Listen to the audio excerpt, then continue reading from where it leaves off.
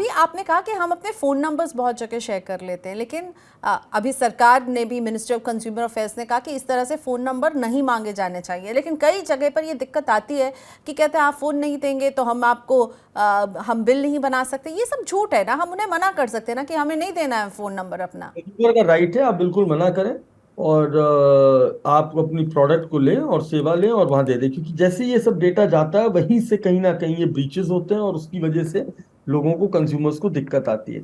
इन frauds को और रोकने के लिए एक बहुत इंपॉर्टेंट बात प्रियंका जी हम शेयर करना चाहेंगे। भारत सरकार ने एक बैंक्स के थ्रू एक बहुत अच्छा ऑप्शन आपको दिया है। आज आज मैं अपने मोबाइल फोन से, अपने बैंकिंग ऐप से, अपने डेबिट और क्रेडिट कार्ड्स के सारे फंक्शंस को कंट्रोल कर सकता हूँ।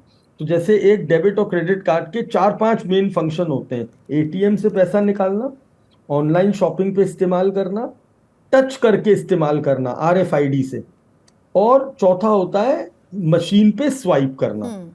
अब आरबीआई ने कहा कि भाई आप अपने बैंक के पैनल के ऊपर कार्ड को ऑन और ऑफ करने का फीचर दीजिए। तो आज जैसे मेरा बैंक है, मैंने खोला अपना डेबिट कार्ड खोला तो वहां चार बटन दिखाई देते हैं: ऑन, ऑफ। मैं अपना कार्ड ऑफ करके रखता हूं। अब मैं गया पेट्रोल पंप पे, मैंने पेट्रोल डलवाया, मुझे आप कार्ड से पेमेंट करना है। उसने कहा 2,000 का बिल हुआ। मैंने अपना फोन खोला, अपना बैंक का ऐप खोला, कार्ड को मुझे टच करके पेमेंट करना था, टच के आगे गया और ऑन कर दिया, उसको काट दिया, पेमेंट हो गई। जैसे ही कार्ड वापस आया फिर ऑफ कर दिया। अब मेरा ओके। कार्ड सुरक्षित है। अगर किसी अपराधी ने मेरे कार्ड को चुरा लिया, क्लोन कर लिया, उसकी फोटोकॉपी बना ली, अपराध करने की कोशिश करी, तो वो मेरा बाल भी बांका नहीं कर पाएगा, क्योंकि मेरा कार्ड मेरे हाथ से कंट्रोल होता है, ऑन और ऑफ होता है। तो ये मैं आपके इस कार्यक्रम के माध्यम से यूजर्स को सिखाना चाहूंगा कि आपके पास अगर आपका मोबाइल बैंकिंग ऐप है तो हम्म। आप उसका इस्तेमाल करें। और एक बहुत इंपॉर्टेंट बात, ये जो आपने लोन फ्रॉड्स वाली बात करी थी, उसमें हो क्या रहा है, जब ये हमारी फोन की परमिशंस लेते हैं, हर आदमी एक बहुत बड़ी गलती करता है, इसे हम पुअर साइबर हाइजीन कहते हैं, कि हम अपने फोन में अपने आधार और पैन कार्ड की फोटोज खींच खींच के जरूर रखते हैं। ये राइट। लोग डेटा को चुरा लेते हैं और उसका मिसयूज करते हैं। आज भारत सरकार ने आपको बहुत अच्छी चीज दी है, उसका नाम है डिजी लॉकर। आप अपने सारे डॉक्यूमेंट्स डिजी लॉकर में रखें और कोई तस्वीर खींच के अपनी फोटो गैलरी में ना रखें। उसके दो फायदे हैं: एक, आधार हमेशा मास्क्ड होता है, मास्क मतलब सिर्फ आखिरी के चार डिजिट दिखते हैं, पूरा नंबर नहीं दिखता है। और डिजी लॉकर चलता फिरता आपका वो है, डॉक्यूमेंट्स का लॉकर। हम्म। मैं, ट्रैफिक पुलिस ने रोका, बोले आप अपना लाइसेंस दिखाइए, मैंने डिजी लॉकर में दिखा दिया। आपको गाड़ी की आरसी दिखानी है, वहां दिखा दिया। आपको कहीं मार्कशीट दिखानी है, and that is very safe to keep. और लोग जो गलती करते हैं वो फोटोज खींच खींच के और अपने फोन की गैलरी में रखते हैं, और वो कब कौन सा गलत ऐप डाउनलोड कर लें और कब वो डेटा चोरी हो जाए पता नहीं चलता। बिल्कुल राइट, तो बहुत ही इंटेलिजेंट तरीका है। शाश्वत सिन्हा मेरे साथ हैं। नमस्ते शाश्वत जी, कोलकाता से आप बोल रहे हैं, क्या पूछना चाहते हैं? जी मेरे पास पार्ट टाइम जॉब के लिए एक मैसेज आया था और पहले उन्होंने मेरे अकाउंट में पैसे डाले और फिर मूवीज की रेटिंग देने के लिए मुझे ये वाला काम दे दिया, मूवी रेटिंग देने का। फिर बाद में अलग अलग अकाउंट नंबर दिए और इसके बाद मेरे साथ फ्रॉड हो गया। तो अब मैं कहाँ शिकायत करने के लिए जाऊँ?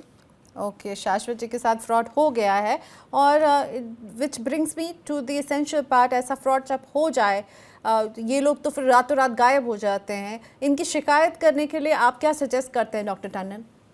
शाश्वत जी, इमीडिएटली अगर 1930 पे कॉल कर सकते हैं तो वहां कॉल करके उन सारी ट्रांजैक्शंस की डिटेल नोट कराएं। तो उससे ये होगा कि ये जो फ्रॉड आपके साथ हुआ है और जो आपने पैसा उनके खातों में जमा किया है, तो वो 1930 जो ऑनलाइन पोर्टल है वो उस पैसे को रोकने की कोशिश करेगा, फ्रीज करने की कोशिश करेगा। अगर इसको बहुत समय हो चुका है हुए हुए, तो आप cybercrime.gov.in पे जाएं। वहां रिपोर्ट अ क्राइम के अंदर आपका मोबाइल नंबर डालें, ओटीपी आएगा। वहाँ एक फाइनेंशियल फ्रॉड का बटन दिया हुआ है, उसके अंदर वो पूरा फॉर्म भरें, अपनी पूरी शिकायत उसमें टाइप करें और सबमिट कर दें। साइबर क्राइम सेल पे ये ऑटोमेटिकली चला जाएगा।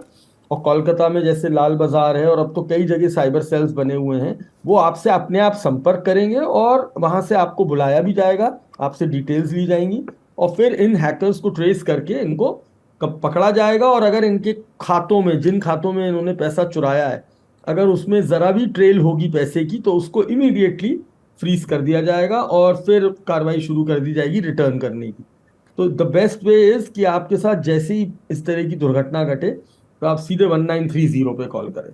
ओके, सो 1930 ये है हेल्पलाइन नंबर जहां पर आपको तुरंत फ़ोन करना चाहिए। सरकार इस हेल्पलाइन नंबर को चलाती है। साथ में आप cybercrime.gov.in पर भी कंप्लेन करें। और एक सवाल जो मैं पूछना चाहूँगी, जो हमारे लाइव दर्शक राजेंद्र जी पूछ रहे हैं। राजेंद्र जी कह रहे हैं कि मुझे अनजान नंबर से शेयर मार्केट में निवेश करने के लिए फ़ोन आते हैं, मैसेज आते हैं, इससे कैसे बच सकता हूँ? अब राजेंद्र जी, सबसे पहले तो इन्हें इग्नोर करके बच सकते हैं, लेकिन इनको रोकने का कोई मैकेनिज्म तो होगा नहीं। रक्षित सर, क्या तो करने की सलाह देंगे? आज जैसे ये ऐप्स हैं, ट्रू कॉलर जैसे ऐप्स हैं, ये बहुत मदद करते हैं इन कामों में।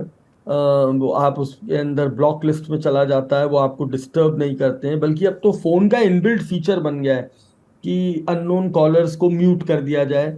वो इवन ये व्हाट्सएप ने भी अपनी सेटिंग्स चेंज करी हैं और उसमें आपको ये प्राइवेसी का ऑप्शन दिया है कि अननोन कॉलर आपको परेशान नहीं करेगा।